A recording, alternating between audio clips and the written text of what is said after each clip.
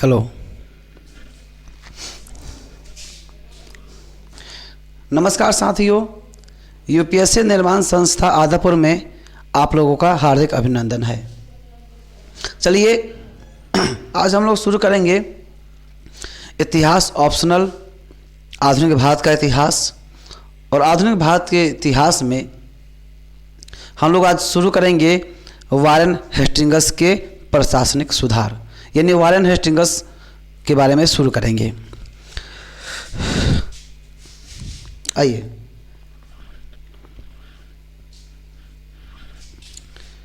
तो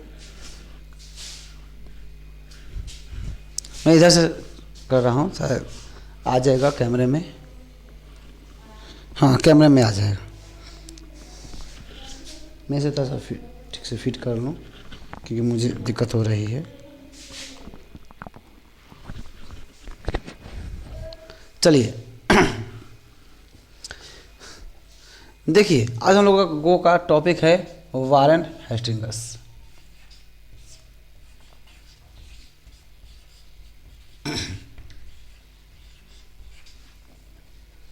ये टा है वारेन हेस्टिंग्स।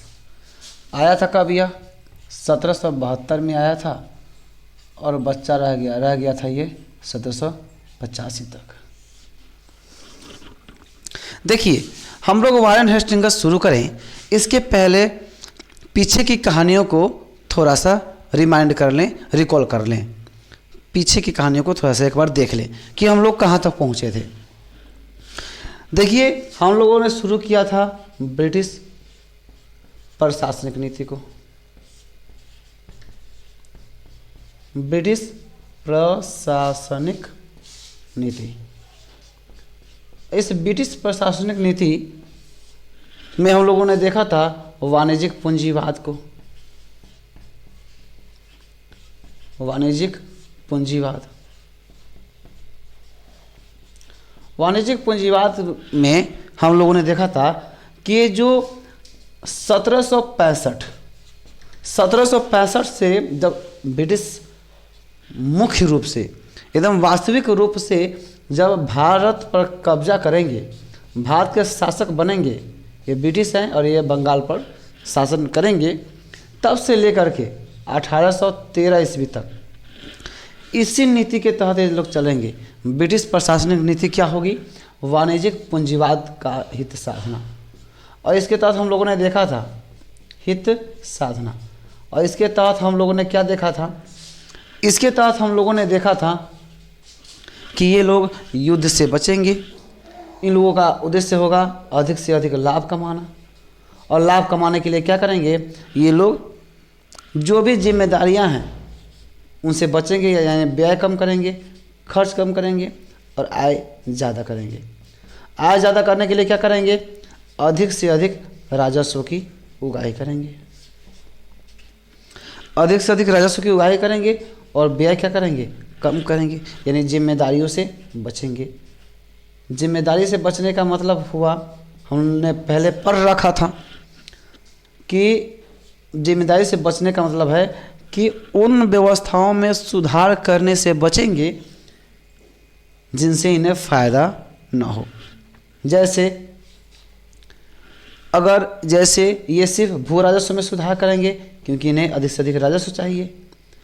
और भू राजस्व, और ये जो भू राजस्व है वह दीवानी न्याय, दीवानी मामला रुपए पैसे से संबंधित है। दीवानी मामले में सुधार करेंगे ताकि अधिक से अधिक भू राजस्व मिले, फिर अधिक से अधिक इनका राजस्व बढ़े, आय अधिक प्राप्त हो, लाभ अधिक प्राप्त हो और वाणिज्यिक पूंजीवाद का हित साधे। इतना हम लोगों ने देख रखा था। दीवानी न्याय, यानी अगर ये न्याय, सबसे पहली बात ये भू राजस्व में सुधार करेंगे और न्याय व्यवस्था के अंतर्गत जो दीवानी न्याय होता है उसमें सुधार करेंगे। बाकी चीज़ों को जैसे है वैसे ही बने रहने देंगे।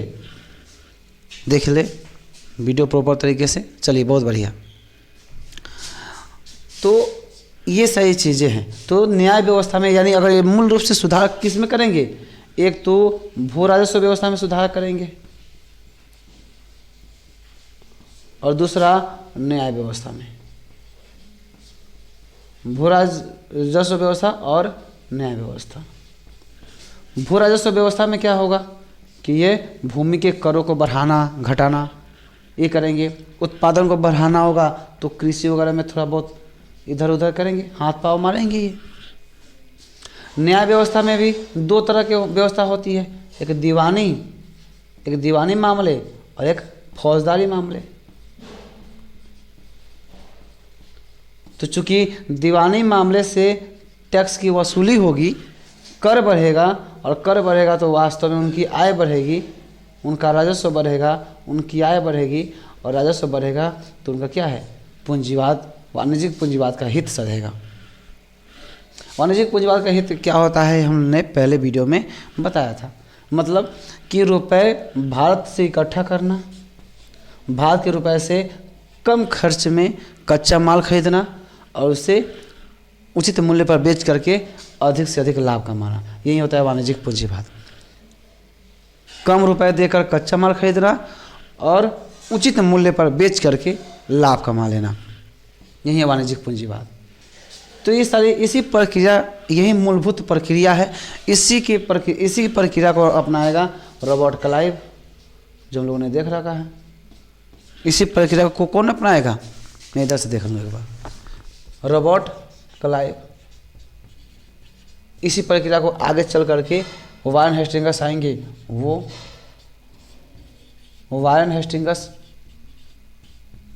इस प्रक्रिया को अपनाएंगे।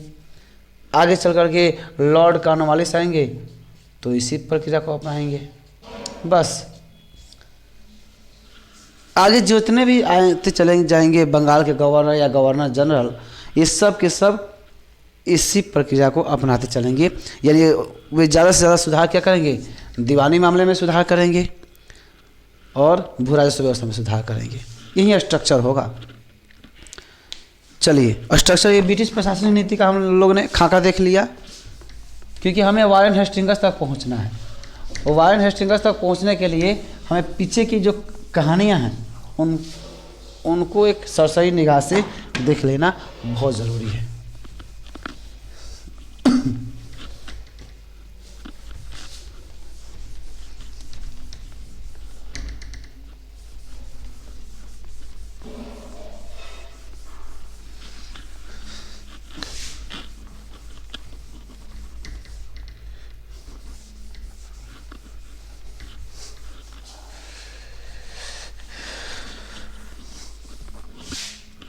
चलिए, हम लोगों को ये देख लिया हम लोगों ने। उसी प्रक्रिया के तहत हम लोगों ने रॉबर्ट क्लाइव को देखा था कि रॉबर्ट क्लाइव ने क्या किया था, द्वैध शासन लागू की थी। द्वैध शासन लागू करने के पीछे भी इसकी वही मंशा थी कि द्वैध शासन अपने हाथ में चला आएगा। ये देखिए कि द्वैध शासन, जैसे बंगाल हो गया, बंगाल में एक नजीम होगा और एक क्या होगा, ये उपनजीम होगा। तो उस उपनजीम के माध्यम से शक्ति अगर रॉबर्ट क्लाइव के पास यानी कंपनी के पास चली आएगी, एक सी से कंपनी है, तो क्या करेगा, इस शक्ति का इस्तेमाल करके यहाँ के किसानों से, अगर ये किसान है तो यहाँ के किसानों से क्या करेगा, सस्ते दामों पर अपने शक्ति का प्रयोग करेगा और सस्ते दामों पर कच्चा माल हासिल करेगा। यहाँ गौर करने वाली बात यही है कि किसान जो भी उत्पादन कर रहे हैं वो सब के सब निर्यात आधारित वस्तुओं का उत्पादन कर रहे हैं। निर्यात आधारित वस्तु याद रहे, ये बहुत काम की चीज़ है। निर्यात आधारित वस्तु, निर्यात आधारित वस्तु का उत्पादन मतलब निर्यात आधारित वस्तु करें या फसल, वस्तु नहीं फसल। यानी ये लोग जूट, अफीम, गन्ना, नील ये सारी चीज़ों का ये लोग उत्पादन कर रहे हैं। रॉबर्ट क्लाइव क्या करेगा, इन लोगों से द्वैध शासन में मिली शक्ति का इस्तेमाल करेगा, सस्ते दामों पर ये हासिल करेगा और महंगे दामों पर बेचेगा। तो सस्ते में सामान को खरीदना और महंगे में बेचना, इसके बीच में जो उसे अधिक से अधिक लाभ मिलेगा उसी से तो हो जाएगा, उसका वाणिज्यिक हित सध जाएगा,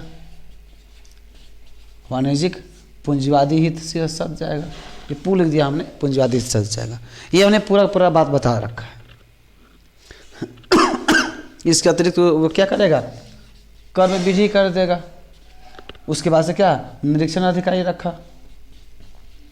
इस निरीक्षण अधिकारी की वजह से ही, ये पिछले वीडियो में हमने बताया है,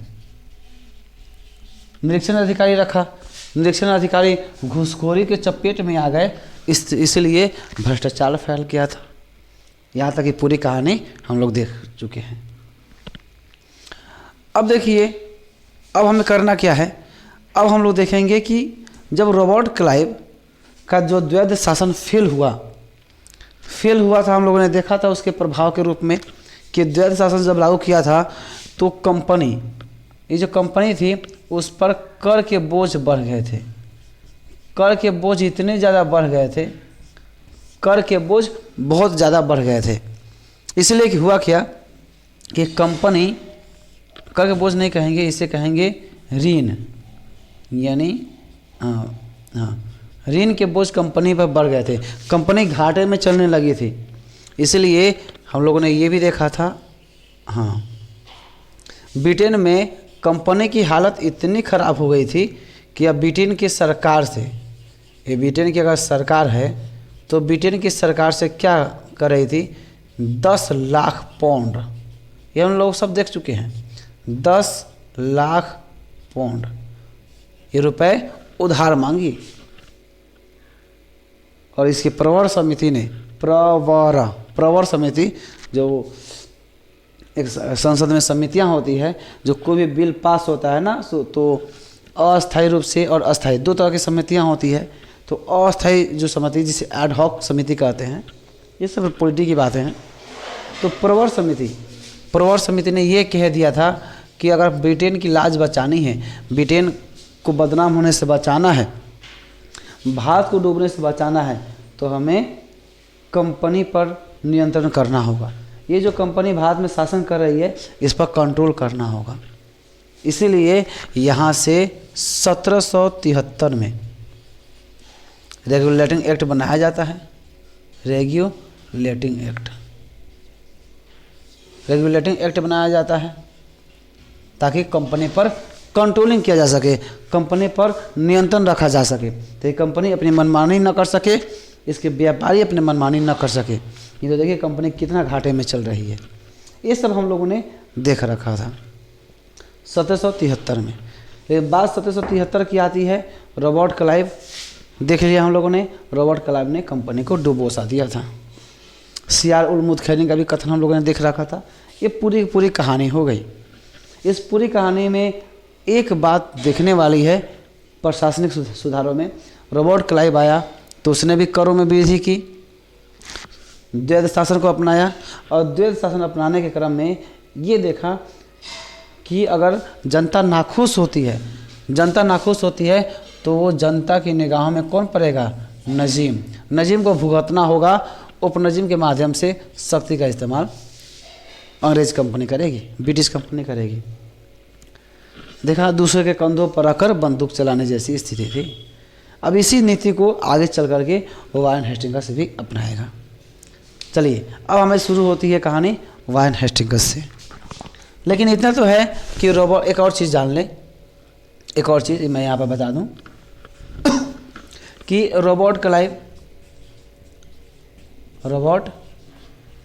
चलिए मैं इसे मिटा करके फ्रेश बता ही देता हूँ। देखिए, कहानियों को जोड़ कर पढ़ेंगे तभी जाकर के समझ में आएगा। और ये सोच रहे हैं आप लोग कि डायरेक्ट ये वीडियो देख करके सारी बातें समझ में आ जाए, तो इस वीडियो से सिर्फ उतनी ही बातें समझ में आएगी जिससे कि इस वीडियो का काम चल सके। डिटेल्स में जानना होगा तो आप लोगों को पीछे वाले वीडियो को तो देखना ही होगा। चलिए,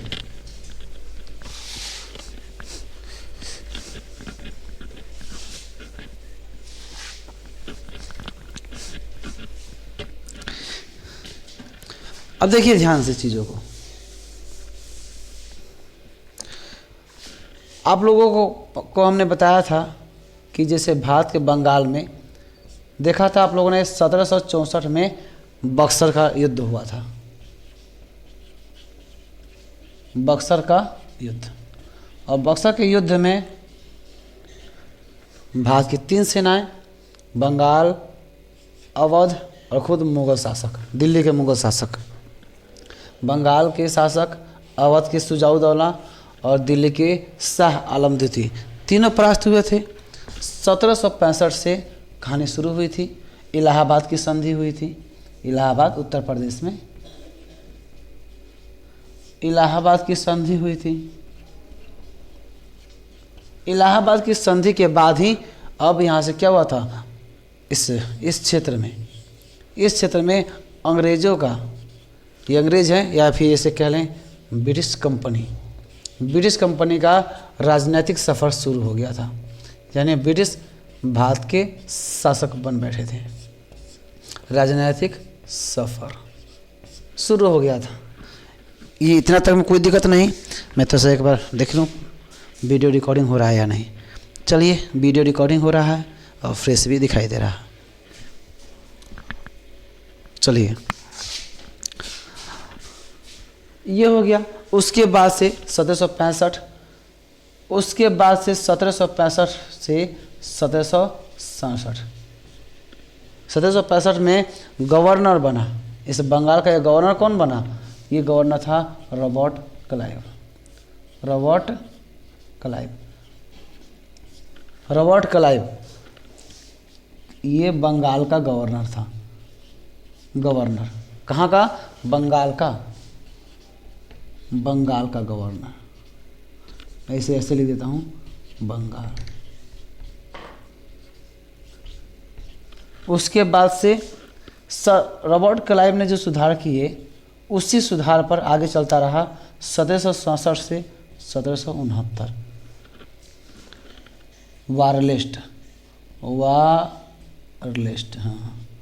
वारलेस्ट ये भी बंगाल के गवर्नर ही बने अगला, रॉबर्ट क्लाइव के बाद 2 साल रहे थे ये भी। उसके बाद से 1769 से 1772, 69 से 70, 70 से 71, 71 से 72, 2.5 साल तक कौन रहे थे? कार्टियर। इस क्रम को याद रखेंगे ताकि देखेंगे रॉबर्ट क्लाइव ने जो सुधार किया, उसी सुधार को अपना करके वारलेस्ट और कार्टियर अपना काल बिताते हैं। कोई खास सुधार ये नहीं करते, इसलिए इनके बारे में हम लोग नहीं पढ़ेंगे। उसके बाद से 1772 में बन करके आता है कौन? यही वारेन हेस्टिंग्स, और ये रहते हैं 1785 तक। वारेन हेस्टिंग्स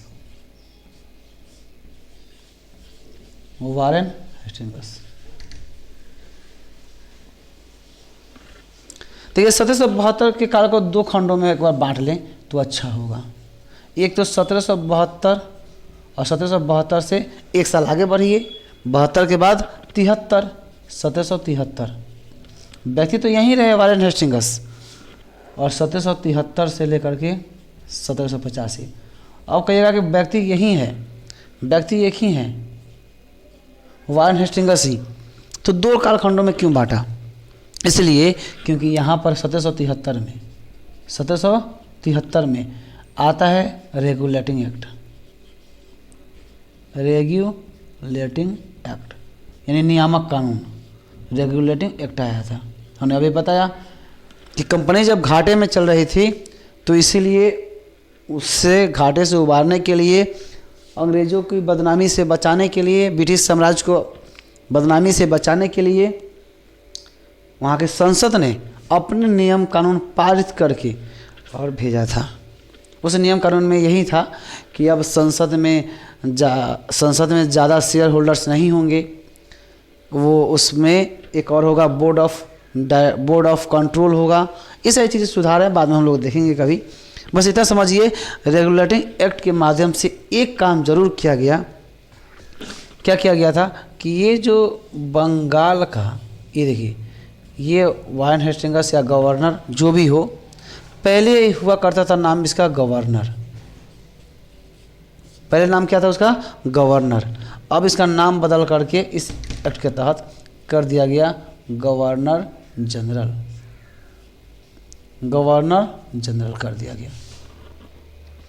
उसके बाद से ये जो भारत है ना, तो यहाँ पर तो है बंगाल, एक बंगाल प्रेसिडेंसी, यहाँ पर है मद्रास। मैं इसे बड़ा सा ऐसे गोल करके लिख देता हूँ, मद्रास। आप नक्शे में देखिएगा तो चेन्नई, तो मद्रास प्रेसिडेंसी।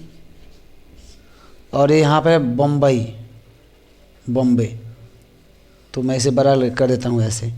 यहाँ पर था Bombay presidency, Bombay presidency, Bombay presidency. 3 थे और तीनों अलग अलग स्वतंत्र थे। यहाँ के जो गवर्नर हुआ करते थे, इनका अपना महत्व था, इनका अपना महत्व था, और यहाँ के गवर्नर का अपना महत्व था। समान वैल्यू थी तीनों की। कब? 1773 से पहले। तो सीधी सी बात है, 1773 से पहले 1772 में भी तो ये वारेन हेस्टिंग्स आ गया था। तो 1773 से पहले भी वारेन ही मतलब हेस्टिंग्स, तो ये गवर्नर के रूप में ही बंगाल का शासक था। यानी इसके पास उतनी पावर थी, मद्रास के गवर्नर के पास उतनी पावर थी, और बॉम्बे के गवर्नर के पास उतनी ही पावर थी। परंतु जैसे ही 1773 का कानून आया, रेगुलेटिंग एक्ट आया, सबसे पहले इसके पद को ज़्यादा पावरफुल बना दिया गया। नाम बदल, पावरफुल कैसे बना दिया गया? कह दिया गया कि ये लोग, चूँकि ये ब्रिटेन है, तो पहले करते क्या थे कि ब्रिटेन में जो कंपनी बनी हुई थी, ब्रिटिश कंपनी, ये लोग क्या करते थे, ये अपना कागज़ पत्र अलग भेजते थे, अपना कागज़ पत्र कि हमने कितना कमाया, कितना खर्चा किया, ये लोग अपना कागज़ पत्र अपना भेजते थे, ये अपना अलग भेजता था 1773 से पहले। अब क्या कर दिया गया कि ये कहा गया कि भाई तुम दोनों, ये यानी बॉम्बे प्रेसिडेंसी वाले और मद्रास प्रेसिडेंसी वाले, तुम लोग अपना कागज़ पत्र मेरे पास मत भेजो, तुम बंगाल के गवर्नर के पास भेज दो। यानी इन दोनों को, बॉम्बे प्रेसिडेंसी और मद्रास प्रेसिडेंसी, दोनों को बंगाल प्रेसिडेंसी के अधीन कर दिया गया। कहा गया कि बच्चे भाई तुम्हें जो भी दिक्कत परेशानी हो हमसे मत कहो, तुम बंगाल के गवर्नर से कह दो। यानी बॉम्बे प्रेसिडेंसी और मद्रास प्रेसिडेंसी को बंगाल प्रेसिडेंसी के अधीन कर दिया गया। यानी अब ये किसके प्रति जवाबदेह हो जाएंगे? बंगाल प्रेसिडेंसी के। यानी इसके पास इन दोनों की शक्ति भी इसके पास चली आई, यानी ये ज़्यादा पावरफुल हो गया। अब ज़्यादा पावरफुल हो गया तो इसका नाम गवर्नर रखने से अच्छा नहीं होता, क्योंकि गवर्नर तो ये भी है, गवर्नर ये भी है, बॉम्बे प्रेसिडेंसी के गवर्नर भी हैं, मद्रास प्रेसिडेंसी के भी गवर्नर है। अब अगर बंगाल प्रेसिडेंसी के नाम को भी गवर्नर ही रहने दे तो वैल्यू नहीं उतने बन पाएगी। इसलिए इस बंगाल प्रेसिडेंसी के नाम, जो बंगाल प्रेसिडेंसी के जो गवर्नर थे, उनके नाम को बदल करके गवर्नर जनरल कर दिया गया 1773 के बाद। तो 1773 के पहले यहाँ पर तो कौन थे? वारेन हेस्टिंग्स थे, और 1773 के बाद भी यही बने रह गए। लेकिन 1773 के पहले जब वारेन हेस्टिंग्स गवर्नर थे, और 1773 के बाद से कौन फिर से बने रह गए? वारेन हेस्टिंग्स ही।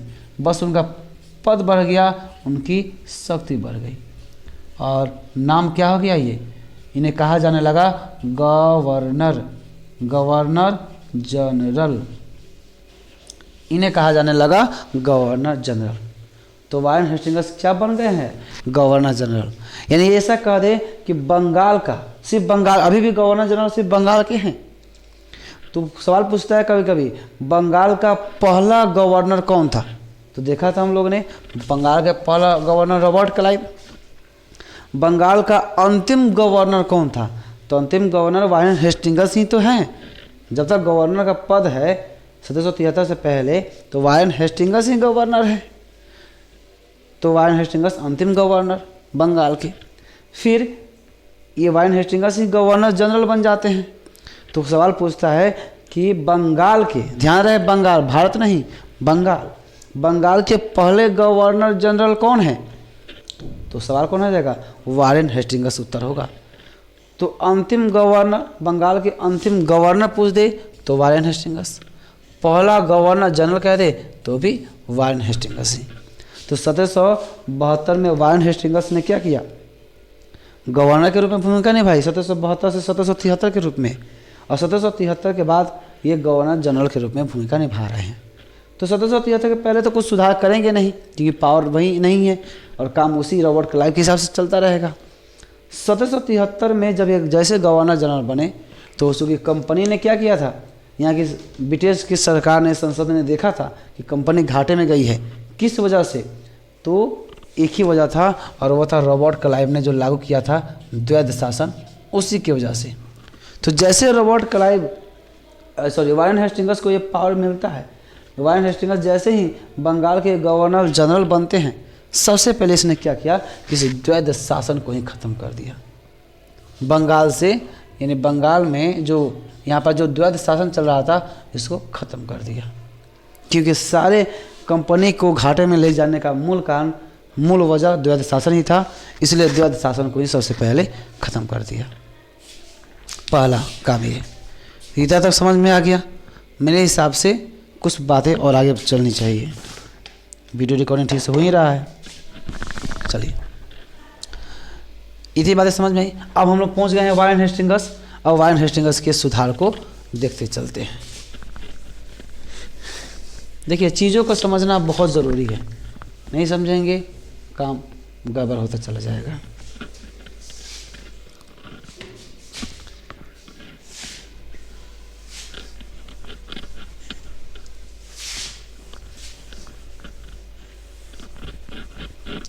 वीडियो लंबा ना हो, इसका ख्याल रखूँगा मैं, ताकि स्टोरेज की भी दिक्कत है। चलिए, अब देखते हैं वारेन हेस्टिंग्स। तो हम लोगों ने देख ही रखा है वारेन हेस्टिंग्स के बारे में कि सबसे पहले इसने आया तो द्वैध शासन को ख़त्म कर दिया इसने। दूसरा बात ये कि वारेन हेस्टिंग्स के बारे में थोड़ा सा परिचय यही जान ले कि ये इसने क्या किया। जब ये आया, वारेन हेस्टिंग्स के बारे में परिचय तो देख ही लिए। सबसे पहले परिचय वो तो हम लोग देख ही लिए कि ये बंगाल का गवर्नर जनरल था। इसने बहुत सारे प्रशासनिक सुधार किए, कुछ में सफल रहा और कुछ में सिर्फ प्रयोग की प्रक्रिया से ही गुजरता चला गया, उसका कोई फ़ायदा मिला नहीं। सिर्फ प्रयोग करते करते इसका काल बीत गया, चला नहीं। उसको देखेंगे। फिर इसके सुधार जो किए, उसके सुधार के उद्देश्य क्या थे, सुधार के उद्देश्य को देखेंगे। फिर जो सुधार का लक्ष्य लेकर चला था उसको देख लिया। फिर हम लोग देखेंगे कि सुधार कौन कौन से किए, सुधार देखेंगे।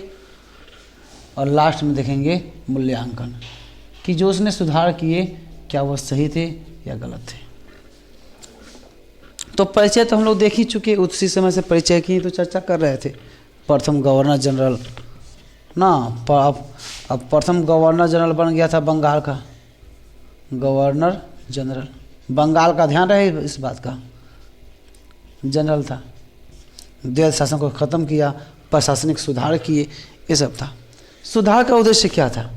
तो सीधी सी बात है, हम लोगों ने पहले ही देख रखा है कि चाहे जो कोई भी आए, रॉबर्ट क्लाइव आए, वारेन हेस्टिंग्स आए, कॉर्नवालिस आए, सब लोग एक ही चीज़ को करेंगे कि ये लोग राजस्व में सुधार करेंगे, कर को बढ़ाएंगे।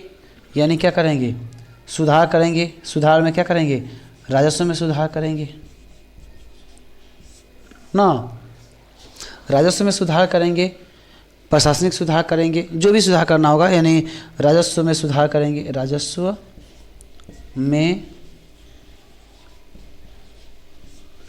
में सुधार करेंगे। उसके बाद से न्याय व्यवस्था में सुधार करेंगे। यही सब चीज़। और जो भी सुधार करेंगे वो क्या करेंगे? भारतीय रीति रिवाज, भारतीय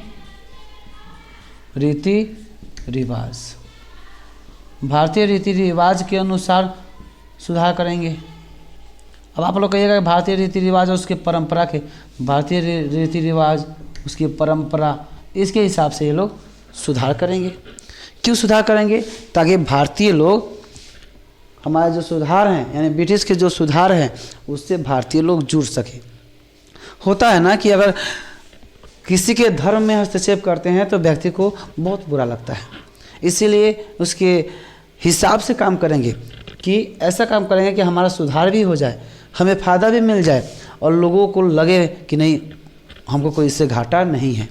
तो सुधार करेंगे, लेकिन इस हिसाब से सुधार करेंगे ताकि भारत की जो रीति रिवाज है उस पर कोई फ़र्क ना पड़े, क्योंकि भारतीयों के अगर रीति रिवाज पर फ़र्क पड़ेगा तो ये लोग विरोध करेंगे, विद्रोह करेंगे, तो फिर गवर्नर यानी जो ब्रिटिश कंपनी होगी उस विद्रोह को दबाने में इनका खर्चा बढ़ जाएगा। तो क्या होगा, तो ये लोग जो भी सुधार करेंगे, चाहे वारेन हेस्टिंग्स हो या आगे कोई भी हो, सुधार करेंगे क्या, भारतीय रीति रिवाज उसकी परंपरा के अनुसार सुधार करेंगे ताकि क्या हो, भारतीय इनसे जुड़ सके। अब भारतीय जब जुड़ेंगे, भारतीय जुड़ सके और साथ में भारतीय जुड़ेंगे तो विरोध भी नहीं होगा और साथ में राजस्व में सुधार करेंगे तो इन्हें फ़ायदा भी मिल जाएगा। भारतीय जुड़ेंगे तो विरोध नहीं करेंगे, युद्ध में जो खर्चे होने वाले हैं वो भी बचेगा और सबसे बड़ी बात कि प्रशासनिक कुशलता भी आएगी। प्रशासनिक कुशलता, इसलिए प्रशासनिक कुशलता क्योंकि जब लोग जुड़ेंगे, लोग इनके शासन को अपनाएंगे। अंग्रेज़ों के शासन को अगर लोग अपनाएंगे तो बस क्या होगा, लोगों के शासन को अपनाएंगे तो शासन व्यवस्था में शांति बनी रहेगी, विरोध की स्थिति नहीं बनेगी, प्रशासनिक कुशलता आएगी। तो चलिए इसी के साथ हम लोग मिलते हैं अगले वीडियो में। सुधार टॉपिक से शुरू करेंगे कि सुधार में उसने क्या क्या किया और फिर आगे के लेक्चर को हम लोग देखते चलेंगे, समझते चलेंगे। चलिए मिलते हैं किसी अगले वीडियो में, तब तक के लिए हंसते रहिए, मुस्कुराते रहिए, पढ़ते रहिए और पढ़ाते रहिए। जय हिंद, जय माँ भारती।